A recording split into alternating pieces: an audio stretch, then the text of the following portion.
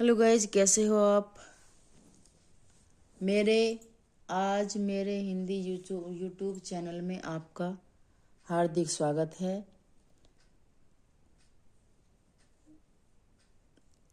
आज मैं आपके सामने हिंदी वर्णमाला से संबंधित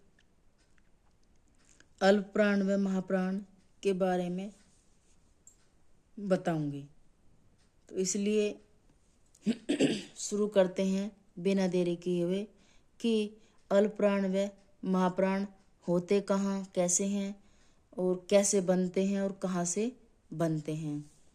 तो ये जो हमारा अल्पप्राण व महाप्राण वर्ण शब्द बने हैं, तो ये कैसे बने हैं और कैसे कहाँ से बनेंगे। इस प्रकार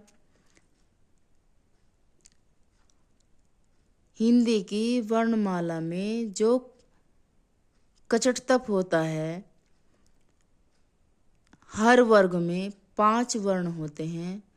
पांचों में से जो अल्प प्राण होते हैं, पहले नंबर का वर्ण कै, तीसरे नंबर का वर्ण गै और पांचवें नंबर का वर्ण हमारा अड़य होता है।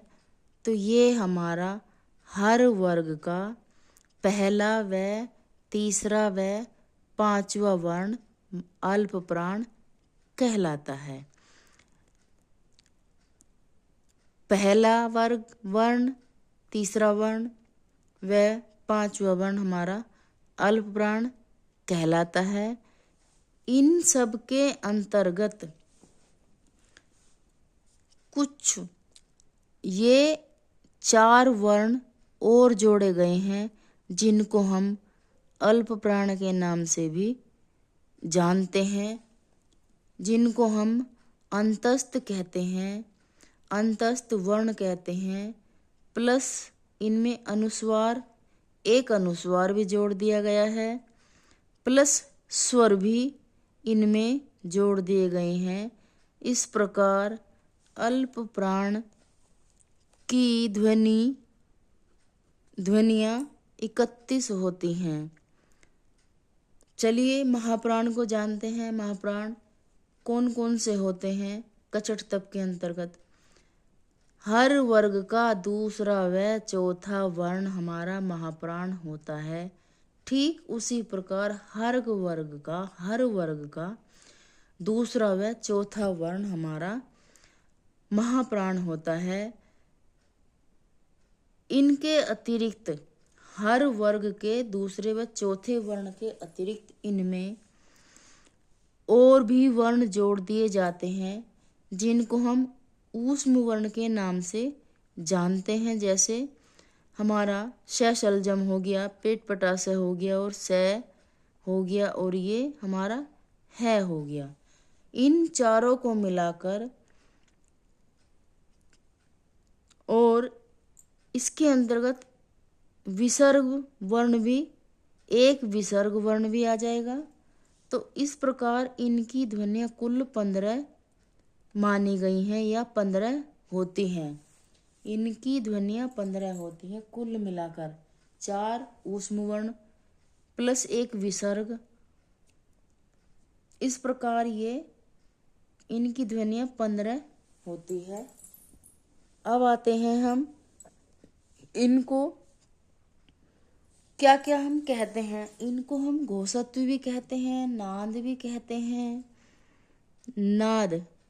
नाद भी कहते हैं, गूंज भी कहते हैं, झंकार भी कहते हैं और कंपन के आधार पर हम इनको अल्पप्राण महाप्राण भी कहते हैं। इस प्रकार आज हम आपको घोष व महाप्राण के साथ साथ घोष व अघोष वर्णों की भी जानकारी कराते हैं। चलिए, जैसे कचटतप हमारी अल्पप्राण महाप्राण से मिलकर में बनी थी, उसी प्रकार कचटतप हमारी घोष व अघोष अर्थात सघोष, ये दोनों अलग अलग 2 पार्टों में बटे हैं। जिस प्रकार हमारा पहले वर्ग का पहला वर्ग व हर वर्ग का पहला व दूसरा वर्ग हमारा होता है घोष या अघोष। घोष या अघोष होता है। इस प्रकार पहले हर वर्ग का पहला व दूसरा वर्ण हमारा घोष या अघोष होता है।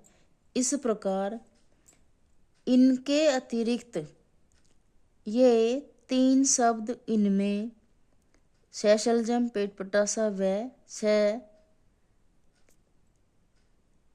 3 वर्णों को जोड़कर इनकी ध्वनियाँ 13 हो जाती है, तो ये भी अघोष या घोष वर्ण के अंतर्गत जानी जाती हैं।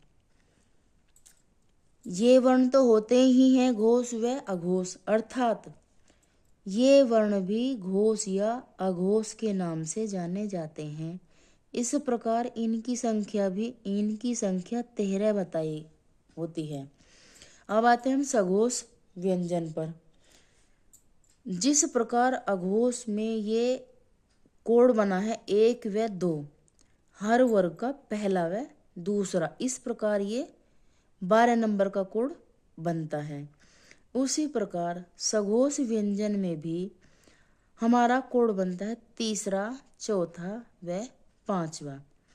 हर वर्ग का तीसरा वर्ण, चौथा वर्ण और 5वां वर्ण हमारा सघोष होता है। इसके बाद इनके अलावा अगर इसमें य, रे, व, ल है, ये 5 शब्द जोड़ने पर अर्थात इनके अंतर्गत अनुस्वार वर्ण भी आ जाते हैं, विसर्ग वर्ण भी आ जाते हैं और इनमें सभी स्वर प्लस कर दिए जाते हैं, जो कि सघोष के नाम से जाने जाते हैं। इस प्रकार इनकी संख्या 33 होती है, या फिर हम इनकी कुल ध्वनियाँ कह देंगे। कुल ध्वनियाँ कह दो या खाली संख्या कह दो। इस प्रकार ही आपको घुमा फिरा के आपको ये क्वेश्चन पूछे जाते हैं। आज का आपको हमारा ये यूट्यूब ये टॉपिक अच्छा लगा हो, पसंद आया हो, तो आप लाइक करना, सब्सक्राइब करना और बेल आइकन दबाना और कमेंट करना। आज की हमारी यह क्लास यहीं पर समाप्त होती है। थैंक यू, धन्यवाद।